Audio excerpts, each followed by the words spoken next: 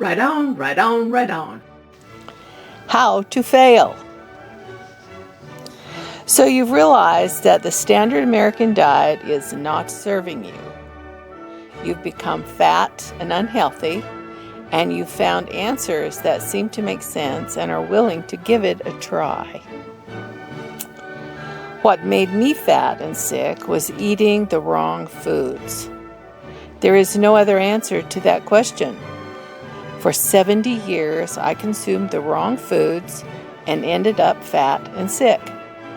Just under 200 pounds at 5'6", although somewhere along the way I have lost a full inch, so I am now 5'5". I'm shrinking. I found keto in 2020 and I lost 20 pounds. But 6 months in, I plateaued.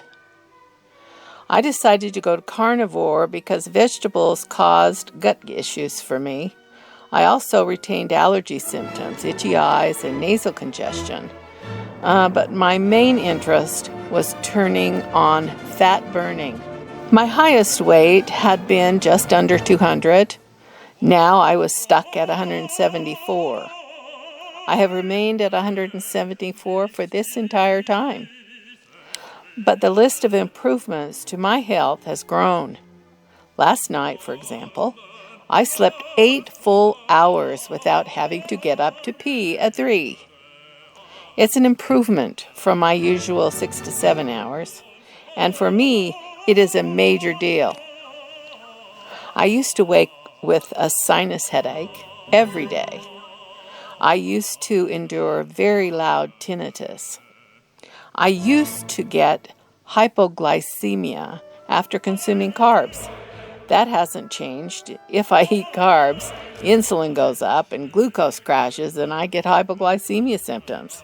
That's why sweet is no longer in my space.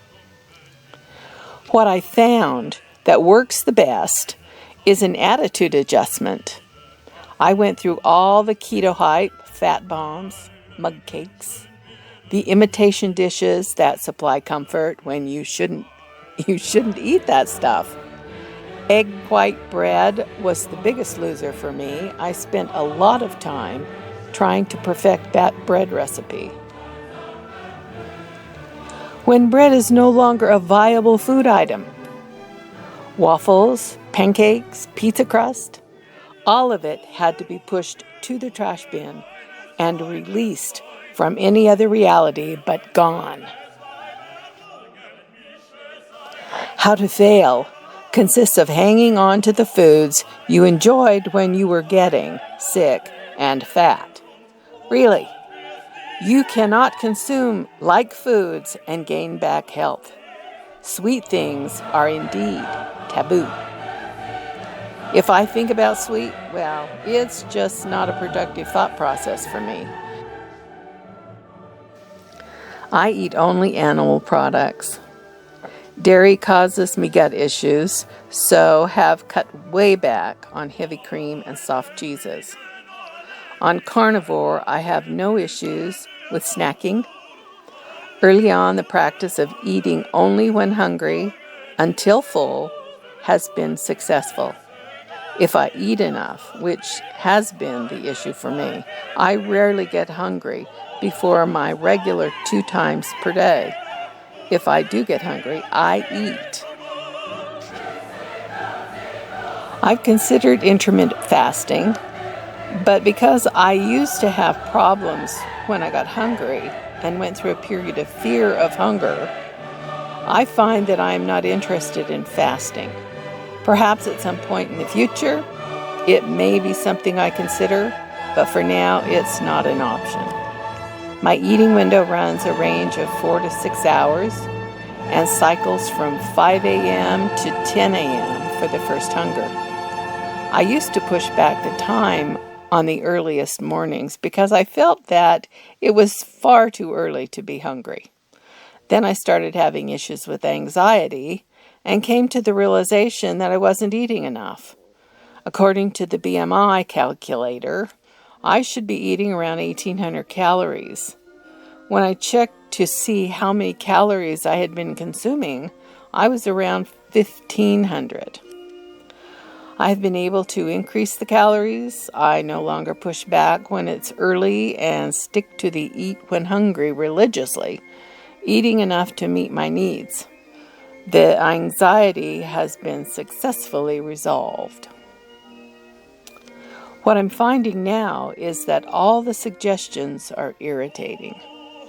Suggestions, for example, that eating too much protein or too much fat or too many calories will result in weight gain. For me, it's ill-advised suggestions. Too many of us are still under the influence of calories in, calories out, and that residue seems to prevail even with people who I thought knew better. They'll even tell you that calories in, calories out is not a successful concept, yet they warn against eating too much protein and fat. From my personal experience, it is impossible to eat too much protein or too much fat. Satiety is reached before overconsumption is possible. I cannot continue to eat once satiety is reached. I get a gag reflex if I try to keep eating. The other issue for me is that bodies don't burn calories. Calories are a lab's indication of energy in foods when heated in a science lab process. But our bodies don't burn energy in the same way, so I think calories are not to be taken as proof of anything. They are helpful at a moderate level, but they are not exact in any way. Our bodies synthesize the nutrients we consume, changing them into usable forms of molecular materials. Those materials are then used or stored. How much heat a food product puts off in a lab experiment and how our bodies produce energy from molecular materials are two completely different things. What turns on fat storage is the job of insulin. If you have too much insulin being synthesized, then you will be fat. So focusing on insulin would be a more reasonable way of determining what to eat and what not to eat.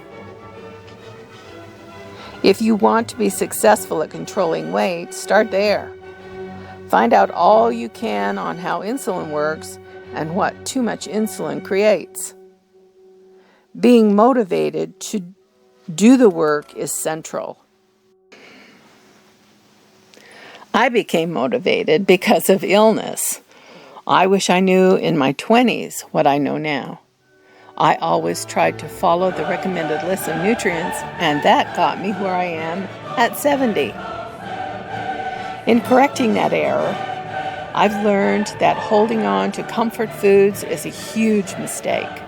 Using food to comfort oneself is the way to fail. Holding on to old eating patterns and insisting on pleasing oneself with food is a way to fail.